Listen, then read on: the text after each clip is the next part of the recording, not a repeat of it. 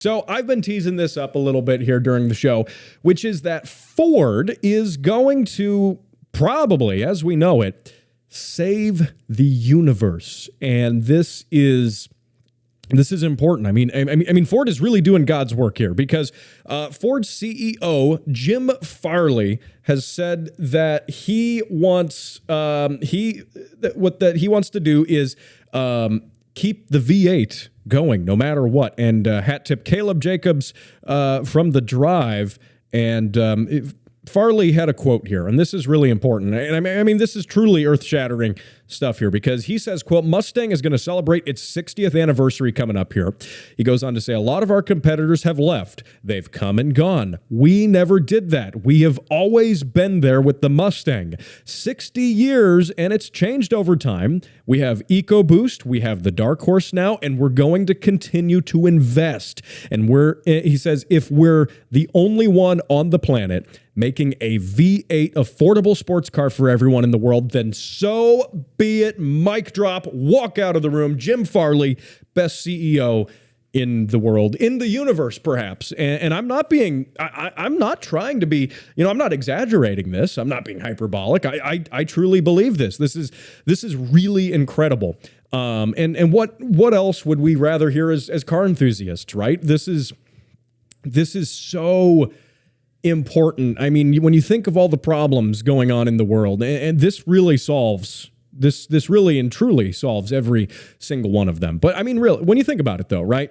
Chevy's not really making the Camaro. Dodge says that they're not going to continue the V8 in its current form, which we know how Dodge plays. If you listen to this show regularly, you know I like to use the so-called classic rock analogy when it comes to Dodge. And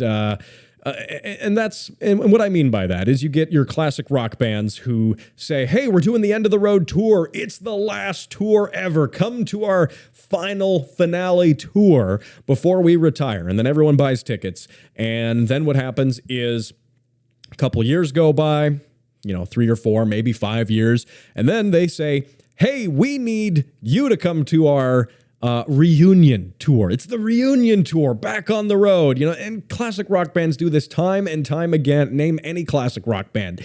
And I think this has happened. And anytime you hear the so-called reunion tour, I think you can interpret that as the we need more money tour because we're running out in retirement. That's probably what that means. But I don't think that's quite what Dodge is doing here. Dodge likes to tease you and say, hey, we're building the last one. These are the final ones, last production.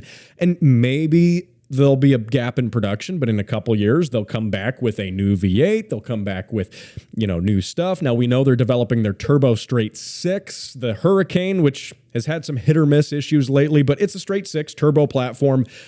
Not the most American muscle type of thing that we normally think of, but to import fans and JDM fans, a straight 6 turbo is natural. I mean, there's straight 6 turbos in the most legendary, hyped, maybe overhyped JDM cars out there.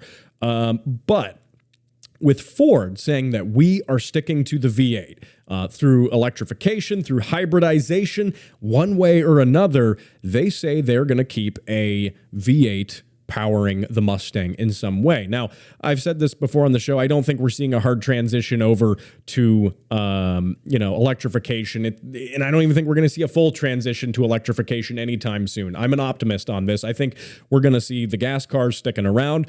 Ideally, from a political and, geopolitical kind of standpoint, like around the world, we, being energy diverse is really important. Energy diversity is incredibly important, whether you're, if you're a country or even if you're a state or a smaller entity, having your sources of energy be from multiple things and being able to use that energy in multiple ways is important. We should not be banning one technology over another technology for so-called alleged environmental reasons.